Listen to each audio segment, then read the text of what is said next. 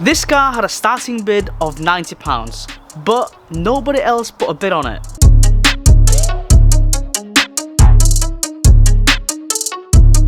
And that's why this car is on my drive. This car is gonna be our new daily driver. It's gonna be brought back to life. It's obviously gonna be modified, providing that we can fix this. Wow, you are not very good. I do wonder why nobody else put a bid on it. So this one has had a pretty nasty front end knock. It's bent the bonnet all the way up and it's popped out both of its headlight out of its little sockets, and I don't even know at the moment if I can actually open it. I don't know if it's damaged the hinges, so we will find out in a minute. And it has also damaged the radiators, which I've never actually changed before, so that will be the first one for me. The front bumper is pretty damaged as well, so we are gonna need to change that. Looking at the side, this trim here has come off. Hopefully that shouldn't be that hard to change. We've got a flat tire there, but no biggie. The biggest problem I do have is it's got a engine management light, but I don't know if that's because of the radiator being destroyed or is the engine just buggered. The front window, the driver's side window also doesn't work. It's got a nice little cute tape on there. Buying a crash damaged car always has its risk. When you bid on the car, the only information you have available are the photos and some detail provided by the company. It is a gamble as you can't physically see the car, as what's happened to my previous Mini. I bought that for £625 with the fees and I wasn't able to fix it. I ended up losing a lot of money. And we are gonna make sure that doesn't happen again. Can we rebuild this Mini for less than £500? This is Matt Armstrong with a budget deficit, baby. A severe budget deficit.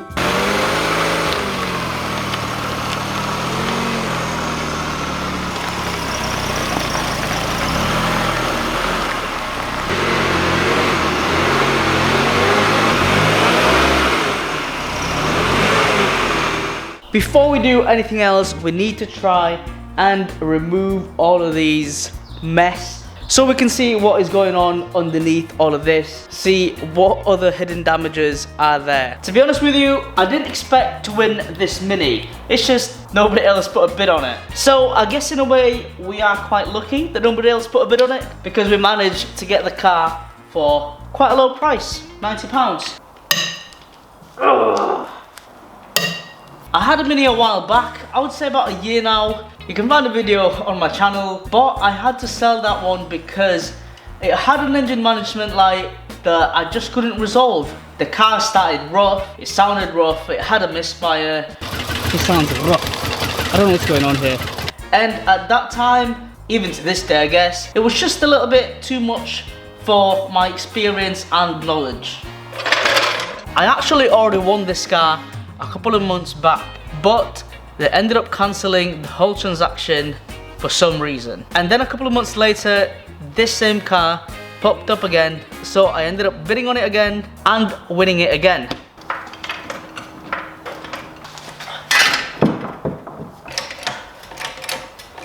So I guess you would call this third time lucky.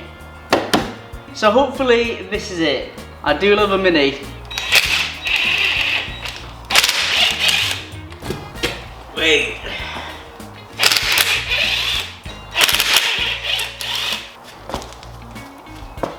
So I've tried to pull the bonnet release at the front and nothing's going on, nothing's happening. Thinking that this was similar to my previous, the R50 Mini, I expected the bonnet latch to be at the bottom right corner near the bumper. But with this being the R55 Mini, the bonnet latch has actually moved right above behind the grille. So that is the bonnet open. This is worst. This is the worst. This is the worst. Looking at the damage, it is looking a lot worse than I expected. Yeah. Bruh. So looking at the slam panel, that's been pushed up. It's bent this bit here, which is meant to look like this. That's literally folded up.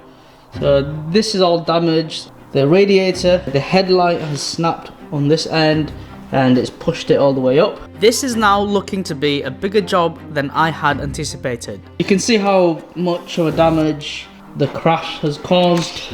Look at that, so the slam panel has been pushed back so far that it had snapped on this area. So all of this gotta go.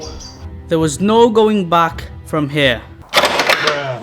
And the £500 target budget is not looking good right now. This hidden damage could push the budget off track. Look at this little new tool that we got.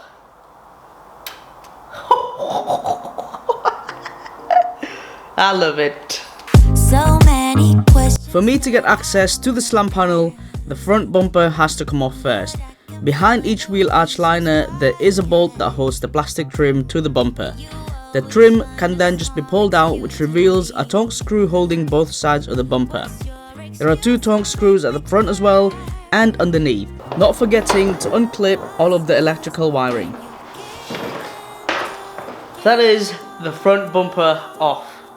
I then sprayed plenty of WD-40 on the bolts holding the crash bar and the slam panel before I start tackling it, because I don't want any more bolts to snap. Please, that was a nightmare. Don't go, just leave. After leaving it a couple of minutes to soak, I then went ahead removing the crash bar. It's held by 3 bolts at the front and 2 bolts at the back. Just leave. No, stay with me. I'm in. That is the crash bar off. Now to the folded up slam panel top rail. I'm just going to use a hammer it out. It looks like it hasn't bent the bracket, but the hammer didn't do much of a job. I ended up using a concrete chisel as well to lever out the folded metal.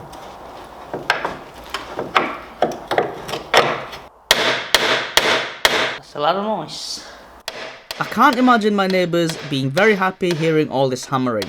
So I was also being very conscious of how much noise I was making, as it was pretty late in the evening. About that, I had to use a grinder to cut the metal so it had space to fold away. So many questions that After what felt like an eternity, the slam panel top rail can now be freed from the slam panel. It just had a couple of bolts at the top and screws that holds the latches that had to be removed first, as well as the now exposed 2 main bolts.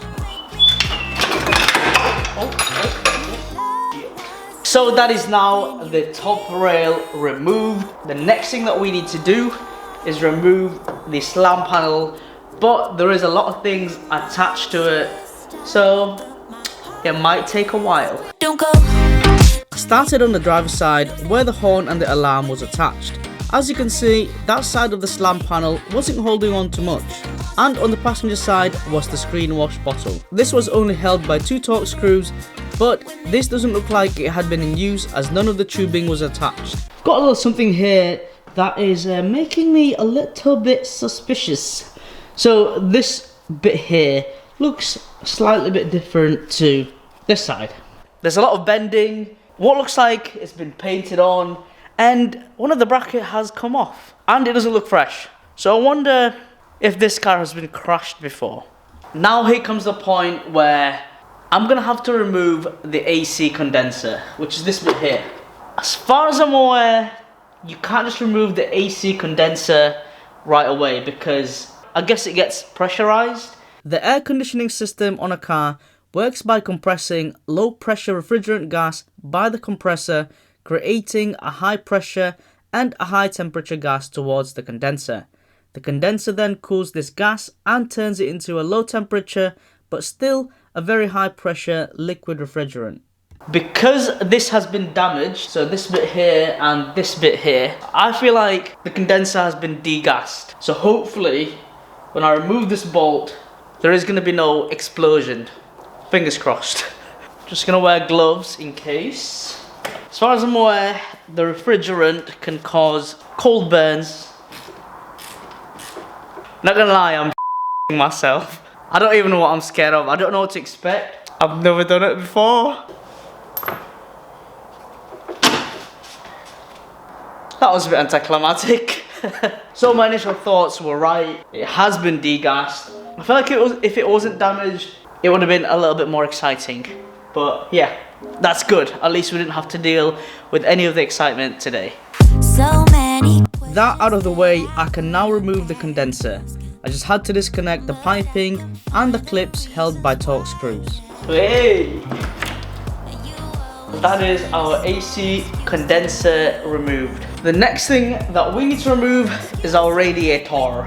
The radiator was also held by a couple of clips, and I also had to disconnect the hoses behind it. Whoa! Coolant everywhere! Oh! Whoa! And the same on the other side.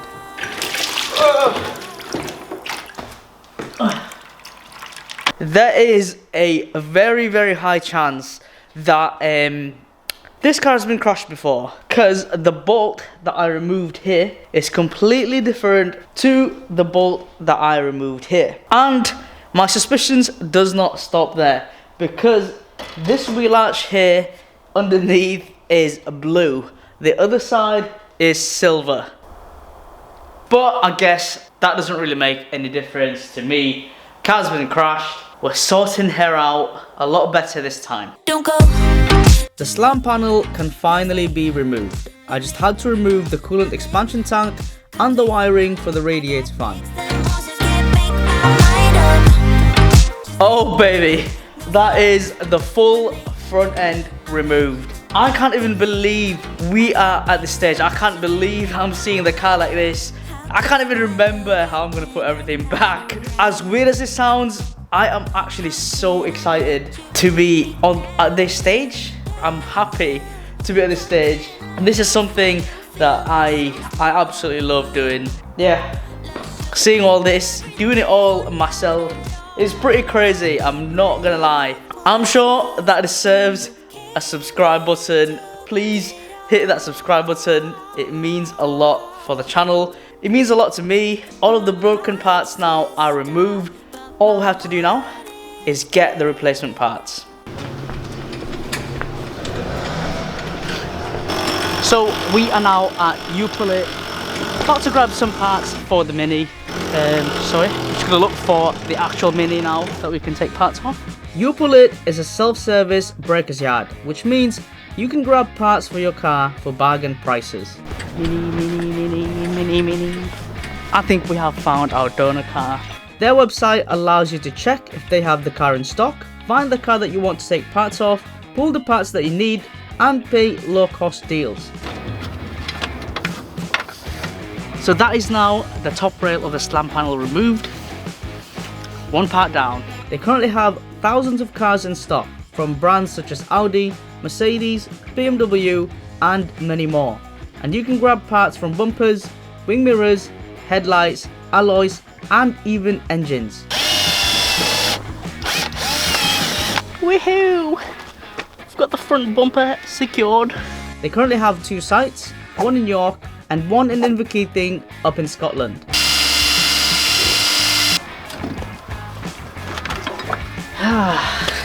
Full slam panel removed with the AC condenser and the radiator as well. I think that's all we need from here at Uplet.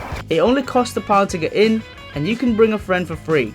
Make sure you bring your tools and slap on a high vis. Whoa!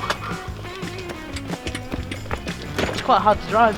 But that is it now. We are out of Uplet. Thank you very much, Uplet. And we are back in the garage after a lovely day at Uplet in York, taking some parts off. Yeah, I am excited to finally put everything back together. As most of you will know, I am moderately OCD, so before I do put everything back, I'm going to take this opportunity to just give some of the areas of the front end a slight clean. I see you in my thoughts and in my dreams. As this car has done a couple of thousand miles already. Some areas of the engine bay has collected a bit of dust and some oil. That is now the front end somewhat cleaned up. Clean enough to let my brain know that we're okay to move forward. The first thing that I am gonna do, just to give us enough space to put everything back, is to get rid of the screen wash bottle for now. We did end up getting a new one from U-Pull-It, and also I wanted to change it because this looks like it has seen better days. It looks gunky, it looks black, it shouldn't be black. Come alive, the earth is crying. Et voila! That is the screen wash bottle removed. Now we can slowly put everything back together in reverse order. I managed to remove the slam panel from our donor car with the radiator and the AC condenser intact, so it made it a lot easier putting them all back. I just had to connect the radiator hoses and the condenser pipes. So one of the old air conditioning pipes were also just cable tied to the dipstick, but luckily the new slam panel has that little holder for the AC pipe, so we could just put it on there. Even just the little things like this really makes the whole rebuild so much better. Lovely jubbly. Just giving everything a quick clean with my old boxes. SpongeBob old boxes. The AC condenser is a little bit bent. There's sort of blunt force trauma on this area here. But looking at it, the condition of the AC condenser seems to be fine, so I'm not going to bother changing it for now. If this isn't any good, we'll just replace it sometime in the future, because I don't really want to spend any more at the moment. Bit of a lottery, but I'm sure it'll be fine. It doesn't affect the whole function of the car, it's just the air conditioning. So good, so good. I see you in my thoughts and in my... Continuing on, the coolant expansion tank can now also be fixed in place. Next is screen wash bottle. So on the old screen wash bottle, this is the screen wash pipe. This was connected to there, but it wasn't connected to the bottle. But luckily on our venture to U-Pull-It, we managed to grab one of these. I did also manage to find a new, I think this is a level sensor. The electrical wiring had been cut off. So maybe in the future we can try and rescue that. For now, let's just put the new screen wash bottle in place. And I don't know if this is a bit of an overkill, but I also cable tied the tubing to stop it from popping out of the connector. The crash bar can now also go back on. There was no damage on this, so I just reused the old one. Now it's feeling like it's really coming along together. In comes the new top rail. On top of that, I have also bought some minor improvements. I was just getting rid of the old bonnet latches because we got ourselves a new one. Here we are. Here is our new bonnet latch. A lot newer, a lot cleaner. The new bonnet latches can then be hooked in. The Mini has two latches that sits underneath the top rail. It is attached to a metal wire connected to a pull inside the car. The top rail can then be bolted in place, followed by the latches then being screwed to its final position. Oh baby, everything is finally been put back. Oh man, seeing the car like this, another step closer to getting this car back on the road. Yeah, that's nice, that's nice. I haven't put the headlight back as of yet because there's a piece here that needs sorting out. This bracket here holds one of the side of the headlight, and I want to just put that right before we put all of the headlights back together. I removed a piece from the old slam panel similar to that area of the new slam panel, so that I can just Dremel the bit that I will need that will slot in the missing piece on the bracket. I Dremeled the piece bit by bit until it was a perfect fit. I think that's pretty good. There is a small plastic bracket that slides in between, so I just use that as support while I glue the piece. I used my go-to JB Weld plastic glue, which is meant to give a very strong hold. That is now the modified piece glued on, and drying. I also managed to use the remainder of the glue on one of the brackets of the passenger headlight because that broke off. I'm using my little infrared heater here to just keep it warm so that the glue sets a little bit faster. Now that everything has been put back, we should start the car up to see if there's any leaks. But first, let's grab some coolant. Why is it always raining?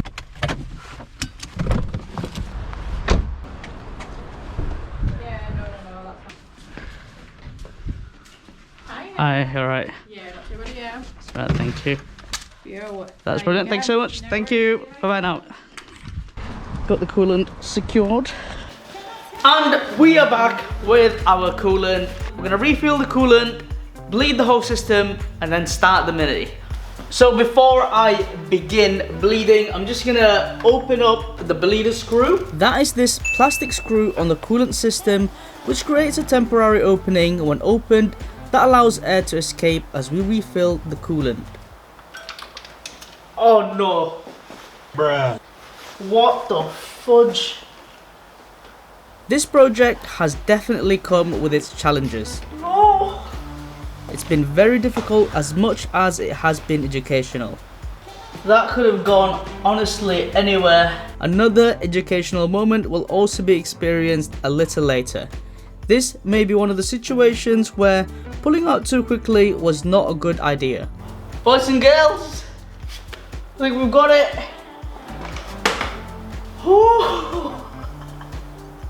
Here it is. Oh, that took longer than I wanted. We can now finally refill the coolant. With the Mini, it is through the expansion tank, and I just keep refilling until I see a coolant leak out of the bleeder screw and I reach the max fill level. So what I'm gonna do now is start the car up. And here is another educational moment incoming.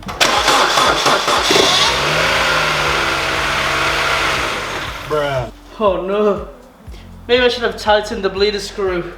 Now I've lost it again. What am I doing, bro? As they say, how would you learn if you don't make the mistakes? I've just had to drag the poor little Mini out of that garage. So providing that we have actually found more problems than I expected, are we still in our £500 budget? So far, we've gotten most of the parts from You Pull It. The front bumper, which is gonna go on the next video, cost me £58. The radiator cost £33. The AC condenser was £21. The slam panel was £18, and the top rail was also £18. The washer bottle was £14. The driver's side headlight, which is also going to go on the next video, was £32. And I think that's it for now. So we are still £307 in budget, but unfortunately we are still far from finished. But the car is really coming along together now, and seeing it to the stage really makes me happy. I have learned so much already on this build. I never even thought I'd be able to pull this off at all. As someone who isn't a mechanic, and I don't claim to be one, and someone who's never really rebuilt a car, this is something that I am really proud of. And to top all of that off, we have saved, or should I say, we are currently saving another car heading to scrap. So please stick around for part 2. Please support your boy. Hit that subscribe button, drop a like, drop a comment, and I guess I'll see you in the next one.